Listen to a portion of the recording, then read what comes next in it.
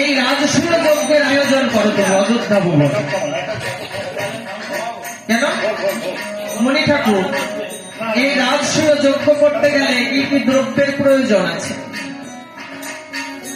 মণি ঠাকুর ডাক দিয়ে কয়, শোনো রামদয়া মায়ে, রাজসূয় যজ্ঞ করতে গেলে বিশ্ব ঘুরতে হবে আগে।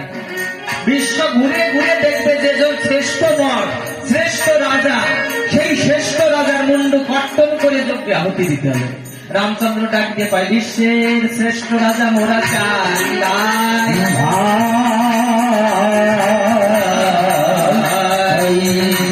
তার মুন্ড কর্তন করিব তাই শুনিতে চাই। হে মণি ঠাকুর, এই বিশ্বের শ্রেষ্ঠ রাজা হচ্ছে আমি রামচন্দ্র। সারা পৃথিবী যদি ঘুরে দেখা হয় তাহলে বিশ্বের শ্রেষ্ঠ নর রামচন্দ্র ভগবান, তাহলে রাজা রামচন্দ্র, তাহলে শ্রেষ্ঠ রাজার মুন্ডু কর্তন করে যজ্ঞ আহুতি দিলে তাহলে আমার নিজের মুন্ডু কর্তন করতে হয়।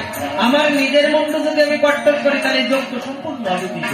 এই যজ্ঞ আমার দ্বারাই হবে, গমের যজ্ঞ। শোনেন মণি ঠাকুর, আমাদের শাস্ত্রে করেছে মানা গো হত্যা করা যাবে না, কোন গাভী হত্যা করা যাবে না, কারণ এক একটা গাভীর রক্ত ৩৩ কোটি দেবতার বাস। যদি আমি গাভী হত্যা করি তাতে আমি আরো পাতকি হই। এই যজ্ঞ আমার দ্বারাই সম্ভব নয়। মণি ঠাকুর, পুনরায় বিবাহ করাও আমার দ্বারাই সম্ভব নয়। এইবার মণি ঠাকুর ডাক দিয়ে কয়, শোনো রামচন্দ্র। মণি ঠাকুর, অশ্বমেধ যজ্ঞ করতে কি কি দ্রব্যের প্রয়োজন? মণি ঠাকুর ডাক দিয়ে কয়, শোনো রামচন্দ্র, একটা অশ্ব লাগবে, অশ্বের মুন্ডু কর্তন করে যজ্ঞে আহুতি দিতে হবে, আবার পুনরায় অশ্বকে জীবিত করতে হবে। রামচন্দ্র ডাক দিয়ে কয়, শোনেন মণি ঠাকুর, এই যজ্ঞ আমার দ্বারাই হলে হতে পারে, কারণ আমার পূর্বপুরুষ যারা ছিল, রাজা নহুষ, রাজা যজাতি, শকর, এরা সবাই অশ্বমেধ যজ্ঞের আয়োজন করেছিল, কাজে এই যজ্ঞ আমার দ্বারাই হলে হতে পারে। আর আমার অশ্বশালায় কিন্তু অশ্বের অভাব নেই। তাহলে অষ্টম বর্ণের অশ্ব কোথায় হয়? বলছে, শোনো, ইন্দ্রের ভবনে মেঘরাজের রাজা শৈবালপতির কাছে আছে অষ্টম বর্ণের অশ্ব। আর যেহেতু তুমি আজ লক্ষ্মী ছাড়া পুরুষের জয় কভু নাই হয়, লক্ষ্মী ছাড়া পুরুষের সর্বদাই হয়, তাই রামদয়া নয় তোমার কাছে বলি, এখন তুমি একটা স্বর্ণ স্বীকার করো হে যজমান।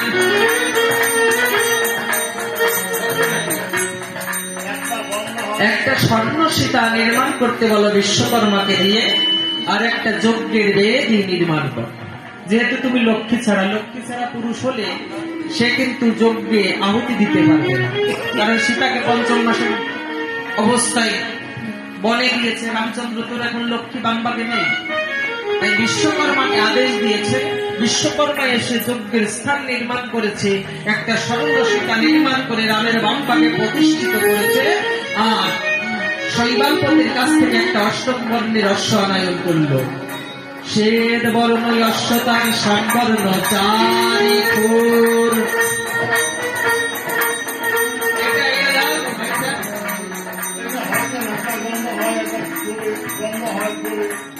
দাদা, এই ভোকালটা দিন, এটা বন্ধ আছে।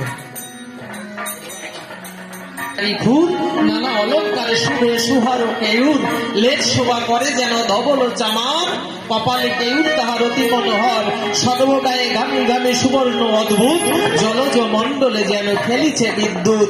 ইহেন অষ্টম বর্ণ অশ্ব আনায়ন করলেন।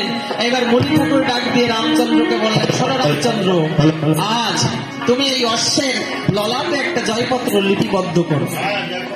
একটা অশ্বের ললাটে জয়পত্র লিপিবদ্ধ করে এই অশ্ব নিয়ে চতুর্দেশ ভ্রমণ করে আসবে, যখন অশ্ব দিয়ে অশ্বমেধ যজ্ঞ হবে তখন। এইবার মণি ঠাকুর বলছে, তাহলে তুমি অশ্বের ললাটে জয়পত্র লিপিবদ্ধ করো।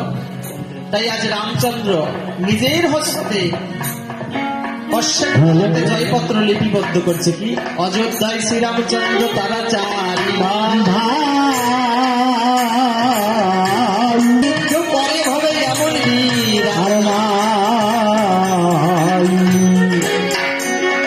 এই অশ্ব ধরিতে হবে কারণাই তো বাধা, অশ্ব ধরিয়া দেবীর